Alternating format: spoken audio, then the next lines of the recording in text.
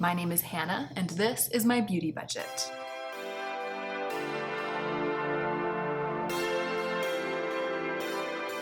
Hey friends, it is time for my check-in. I'm filming my check-in. This is me checking in about the past month and how it went to be on a relatively strict budget for me with relation to my history of spending over the course of the month of April. My budget is $200 a month for makeup, skincare, clothing, and homewares. It covers all 4 of those categories, and it covers necessities and replacements as long as they fall within those categories. So if I have to buy new underwear like I did last month, that comes out of my budget. If I have to replace any of my staple skincare items or body care items, all of that comes out of my budget.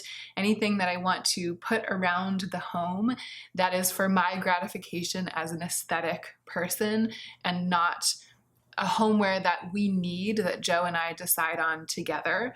Anything that falls into that first category comes out of my budget. I'm in a little bit of a rush right now because I just got home and then I had to start filming right away because Joe is coming home, I think, in half an hour. It's much more difficult to film in this space when Joe is here. Any little noise he makes shows up on camera, so it's a little bit dicier. I did it one time and it didn't work out too well, so we've been pretty successful at keeping our schedule such that I'm only filming when he's not here. One thing that helps a lot is that the main reason why we moved to this space is that it's super close to our work studio. So the Poema studio where I sew the clothes and where Joe has a little work office, it's the administrative office and his writing office. He's there working, but not for long. He's ready to come home and start playing video games, or so he told me in a text about 5 minutes ago.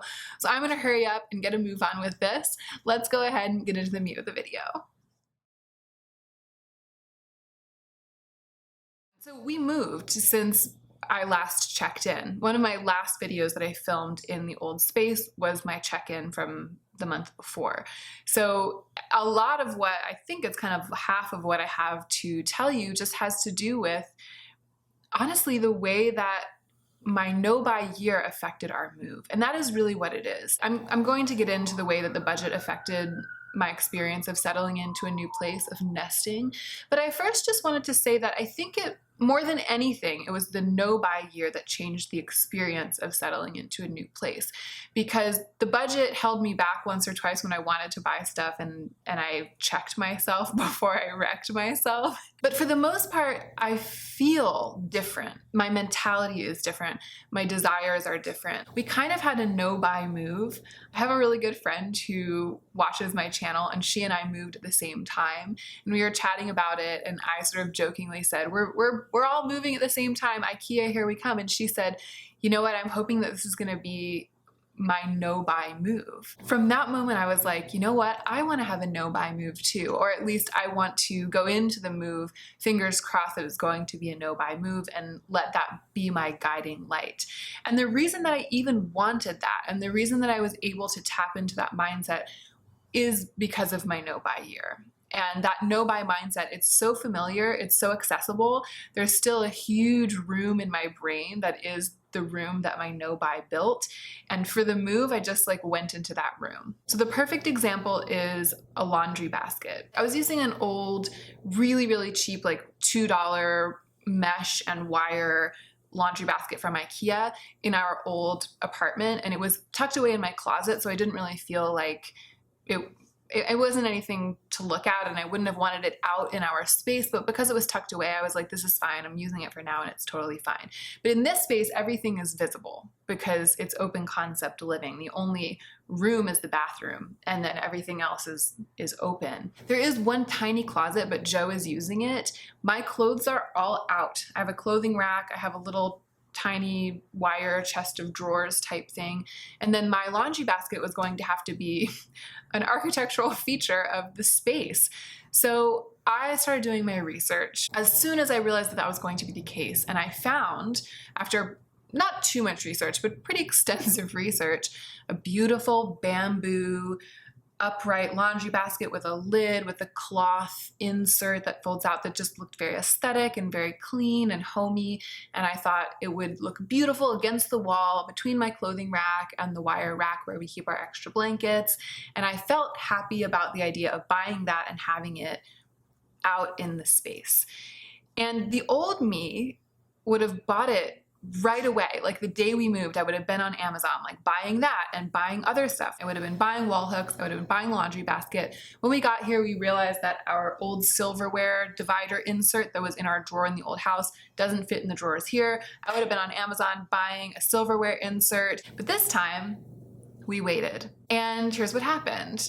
As we were settling in and figuring out what was going to go where, I realized that we had a spare wire basket that is really quite beautiful that had previously been sitting on that aforementioned shelf where we keep our blankets. It just hit me like a bolt from the blue that that wire basket would be the perfect laundry basket. It's right in the right spot.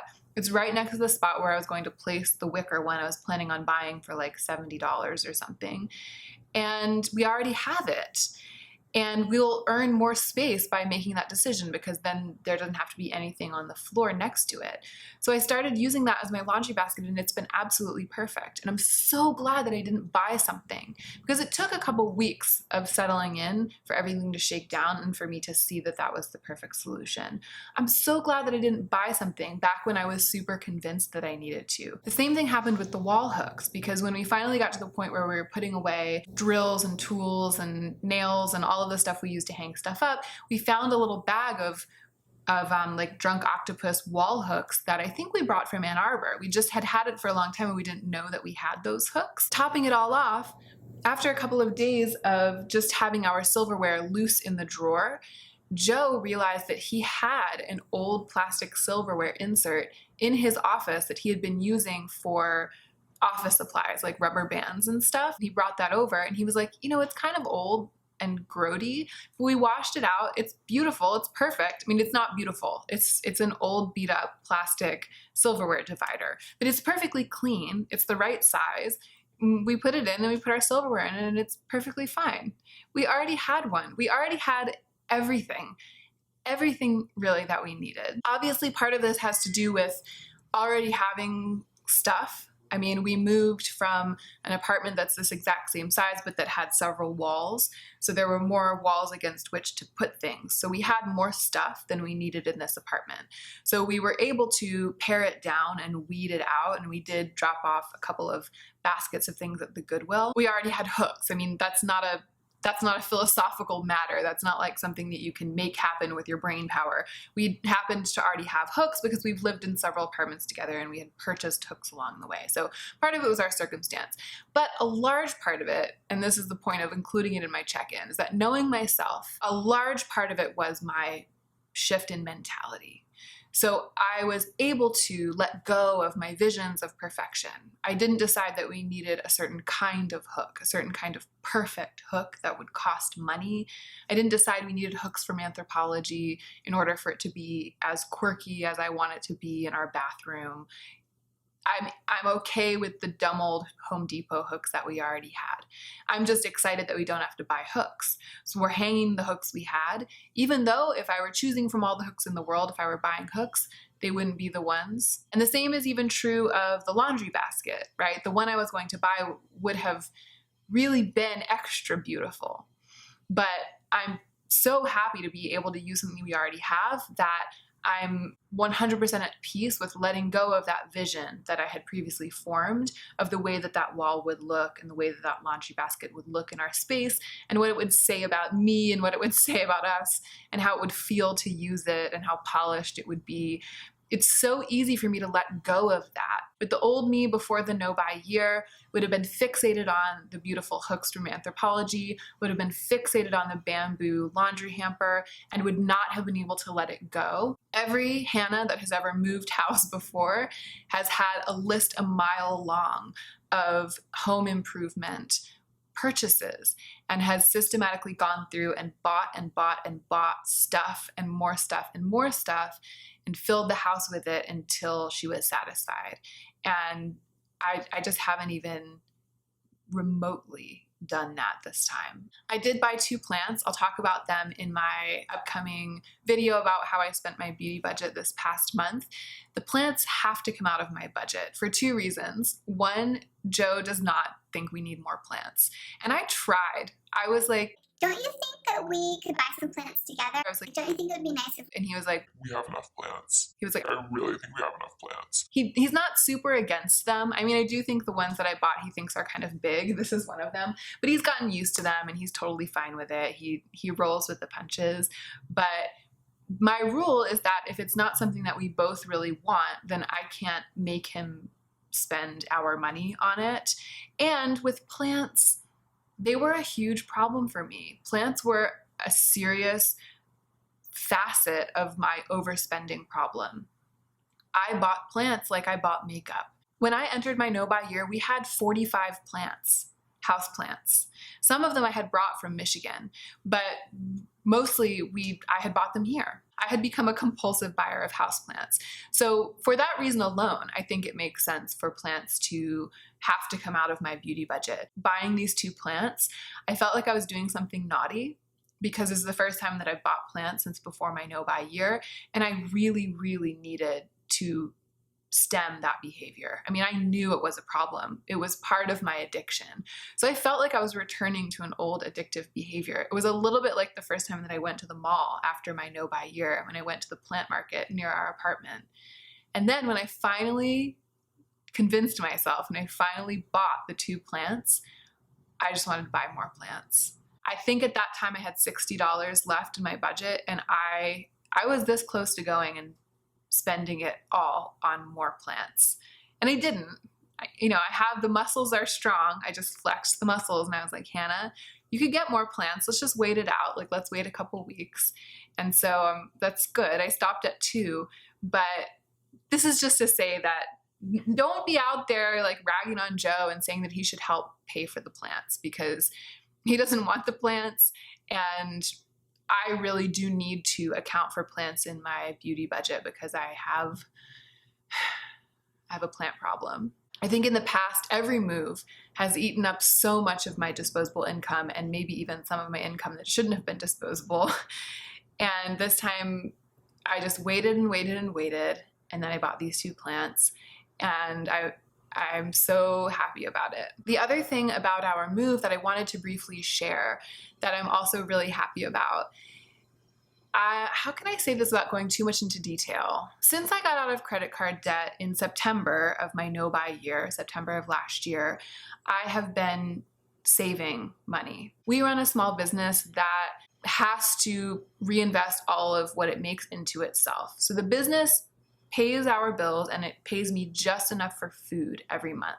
So I don't have any disposable income from my main job. That's my main job, is that we run this business. My bills are taken care of. I'm paid enough. We each pay ourselves enough, or the business pays us enough to eat, and that's it. So I hustle on the side. I teach tango. I do YouTube. I do some grant writing on the side. I occasionally publish my essays or my poetry, and I occasionally get paid for that. And that's my only extra money.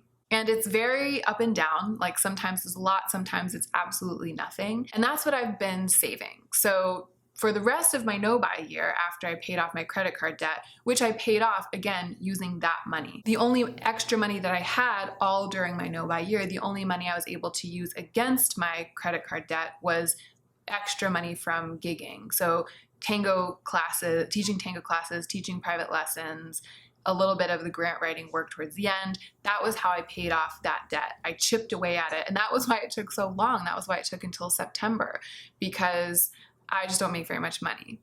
So, and I've said this before, but to be clear, we're doing that on purpose, because running our own business gives us the freedom to work as writers, to work on our writing careers on the side. I'm trying to be a writer, but my career hasn't taken off yet to the point where I'm able to be paid a wage for being a writer. And so I have to make sure I have enough time to write enough to try to get that career off the ground, but I also have to live. So running our own business is perfect for that, because it pays our rent, it keeps us fed, and it keeps our schedules relatively flexible. So it's not a sob story, it's a choice. I could get a different kind of job. I could get a high paying job if I wanted to. I could work my butt off at a corporate job and make a ton of money, but then I wouldn't be able to be a writer. So this is my choice. I'm not trying to be like, woe is me, I'm stuck in the system or something. This is just what we're doing right now. It's what we're doing right now. So where was I? So yes, with my various side gigs, I paid off my credit card. And then since that September, I've been saving until the end of my no-buy year. I saved every penny that I made with those gigs. And then I spent most of it on Christmas presents, to be honest. Pretty much at the beginning of the beauty budget year, I had kind of broken even. I didn't have any debt. I didn't really have any savings.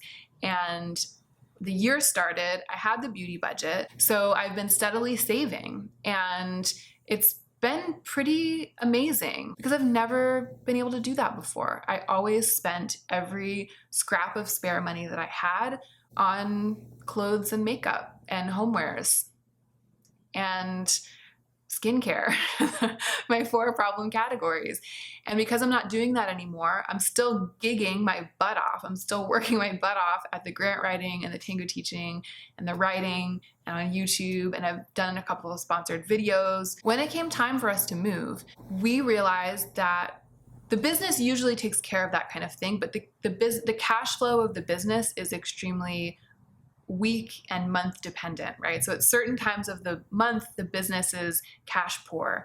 And at certain times of the month, the business has more cash. So I started looking for an apartment. We found this place. It was perfect. We were ready to move.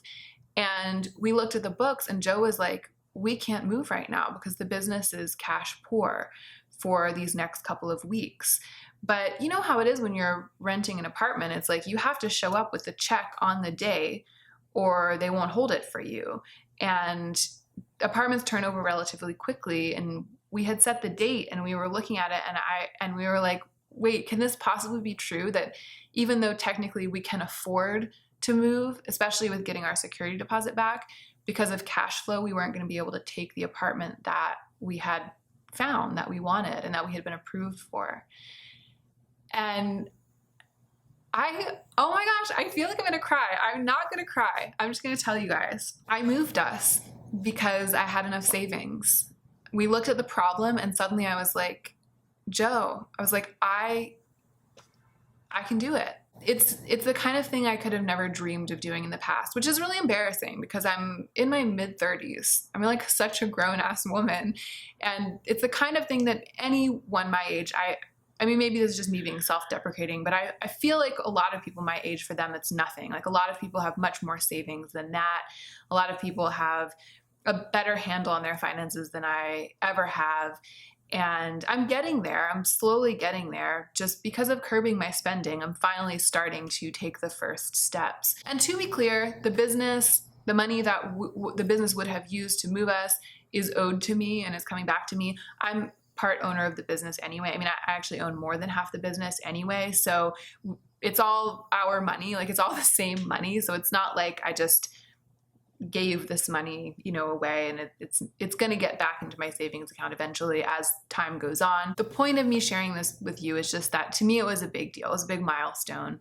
And I know it's super awkward to talk about money on the internet, and everyone's circumstances are different. And I don't know if I've done a good job of adequately expressing like what this means to me or how it fits into our lives, like the relativity of various kinds of money and where it comes from and all of this stuff. But to me, I was so proud, and I hope that makes sense. All right, let's move into, oh my gosh, I feel like Joe's gonna be home any second. Let's move into just touching on some feelings about buying stuff, which is kind of like, I think what the rest of this is. This is a way in which I started to think about the disappearing desires. So I've talked so many times on this channel about how what I've learned by waiting out my really strong compulsive desires to buy certain things, when you wait that out and you don't give into it right away, it goes away. I've noticed that I've talked about it a lot. I've noticed that a lot of you have noticed it if you've done no buys or low buys or decided to just wait things out. We talk about it a lot on here.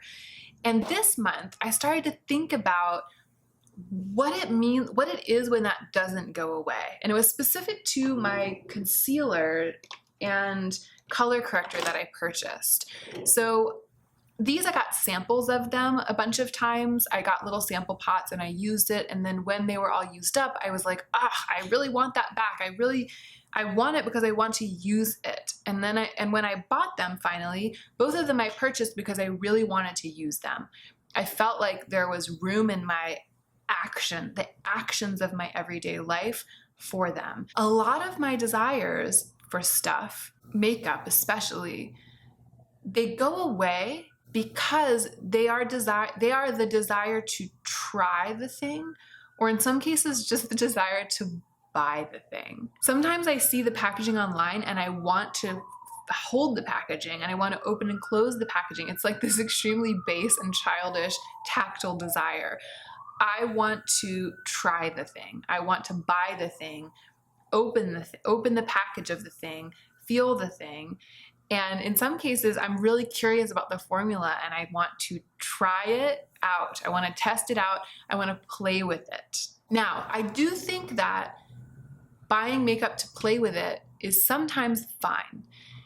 I love playing with makeup, and I've been lucky. Actually, just recently, Lauren May Beauty, my friend Lauren from YouTube, she and her husband came over, we hung out, we had dinner, and she brought me some makeup that she had decluttered. It's been so much fun. She gave me some eyeshadow palettes, which I have a relatively small collection of eyeshadow palettes compared to a lot of people on YouTube. I think I have 7 or 8 right now. And so she gave me like 7 or 8 palettes. I'm definitely not going to keep them all. It's going to make Hannah's Reckoning very interesting. Stay tuned. But it's been really fun to play with them. And it's kind of given me a renewed appreciation for that aspect of makeup, how much playing with it can bring joy and how that can be a fun hobby. I mean, if it's your hobby, it's like, basically what I'm trying to say is that buying an item of makeup because you really want to play with it, I don't think there's anything morally wrong with that. That's not against my personal makeup philosophy. It's not something that I'm trying to get away from. But getting caught in the cycle of buying everything that's even remotely interesting to you because you have the impulse to want to play with it, that is a problem. And that's something that I'm trying to get away from, because I would run out of money and space really quickly because I'm in tune with the makeup world. I see everything that gets released. So I have to be judicious. And I have found it very helpful in my attempt to be judicious to look at my desire and ask myself in every case, do I want to buy this thing? Do I want to try this thing? Or do I want to use this thing? It's helped me even just whittle down my shopping carts. Like, I bought some clothes this month, just a couple pieces. I'll talk about that in my video about what I bought. But when I was I had too many things in my shopping cart. I bought some things from Aritzia. So I had like 5 tops in my shopping cart and I couldn't buy them all. So I looked at the cart and I was like, which of these things do I just want to try on? Like, which of these things do I just kind of want to buy, want to try? It just helped me to see the difference. It helped me to see a feeling, which is like wanting the thing. And it had grouped everything together. I was like, want, want, want, want. And it helped me to divide those wants into the ones I should listen to and the ones that I shouldn't. I have had a huge problem with buying clothes in the past, and I know I've focused more on beauty on this channel because it's in the beauty space, but clothes and accessories have been just as much of a problem for me, if not a bigger problem if you look at the scope of my entire life. So a lot of my guilt memories, or memories of spending more than I should, or spending obsessively, or letting my vision of my ideal self or my fantasy self cause me to buy a lot of stuff, or ridiculous stuff, or weird designer stuff that I shouldn't have been buying. A lot of those memories and associations have to do with clothing. So it felt a little bit dangerous, just like with the plants, creeping back into the world of buying clothing for myself. And the reason that I did it this month is that I had decluttered so many of my old ratty t-shirts and tank tops during my huge closet clean out. All of my old bad feelings about buying expensive clothes, about buying fancy clothes, about overbuying clothes, about buying clothes when I already had clothes. All of that was gone because I knew I needed these things. Like I looked at my wardrobe and I was like, oh, there are physical holes here. Like there's space here. There's actually space where these tops would go. And I have no tops there. I have nothing that works. I've gotten rid of the things that represent this same category. And so now it's time to replace it with a few well-chosen pieces. Hey, Kissy. Joe just came home. It's happened. You might see Joe in the background. Escandalo. Sadie always starts crying like a baby when Joe comes home. She's so warm right now. She's been in the sun. Yeah. He's wrapped around her little claw. So related to what I was just saying about feeling, it's not just feeling good about buying clothes. Buying clothes always makes me feel good. Like it's always made me feel good. That was why I was addicted to it. But it's not just like I bought clothes and it made me feel good. It's that it made me feel good and the goodness was untainted by my history of buying clothes for the wrong reasons or at the wrong time or with the wrong money or with money I didn't have, etc. And related to that, I wanted to say that one of the things I really noticed this month with regard to that freedom is that I love how my budget separates my income from my spending. I think it occurred to me when I received a payment of some kind. I think I had taught some group tango lessons or I taught a private lesson, and a couple weeks later, the payment came through and it like came into my PayPal account. And so randomly one morning, unattached to anything I had done that day, because it was work I had done weeks ago, I opened my inbox and it said, you have money. I had this little moment where my heart remembered what I would have done in the past. I had this little leap of excitement that was like, I could spend this money. I was like, what could I buy with this money?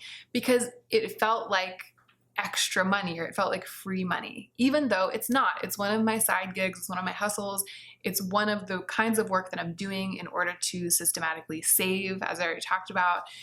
But the old me, like the little chip in my brain that used to kind of light up when that happened and take it as a license to spend, the old little light bulb lit up. And then I was like, no, old Hannah, that's not what we do anymore. We take this money, we transfer it to our bank account, and then we put it right in our savings account. I don't know why I'm suddenly plural, the royal we. So it works both ways is what I'm trying to say. So when I spend my budget, when I spent the money on the clothes, I didn't feel like I had to worry about what my bank account would look like after I got done spending, because I know that those $200 are there. I know what they're for. But then the opposite of it, or the flip side of it, which is just as freeing, is that when money comes in here and there in the little bits of pieces that it comes in for me, I don't have to mess with any decision making about what I do with it. It's just so clear. You just save it. And so it's like those two things, my income and my spending on treats or beautiful things or the things that I indulge in, it's like the cord has been cut between them by the budget. And that really hit home for me this month, I think because of the nature of the things I was buying. And I'm so relieved. So that's all good. This has been a lot of exciting stuff. I do have two notes here, the last two notes, that are kind of about the same thing. I'm just going to deal with it all at once. And it's sort of the darker side of, like the darker emotional side of what's been happening this month, which was that, and I didn't even say this at the beginning, because I saved so much of my budget the month before, I went into this month with a bigger budget than usual. I think I had about $350 when I started this month, and I spent most of it. Because I was sort of spending my budget with confidence and panache, it was hard to stop.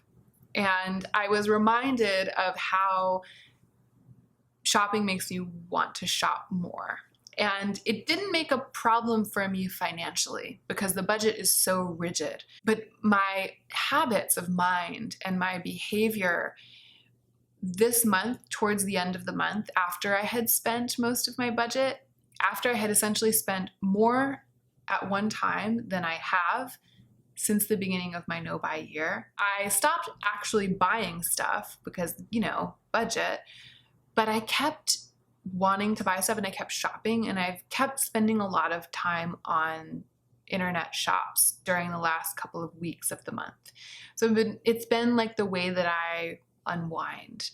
And one of the amazing things about my no buy year was that it changed that. It used to be that the way that I would unwind and the way that I would spend my leisure time and kind of relax would be online shopping. I would just like go on Sephora and look around and read reviews, or like go on clothing websites and look for stuff to want. And I used to spend so much time that way. And during the no buy year, I stopped doing that. It was amazing. I started reading more. I started finding other ways to unwind. And I just stopped defaulting to online shopping every evening after dinner.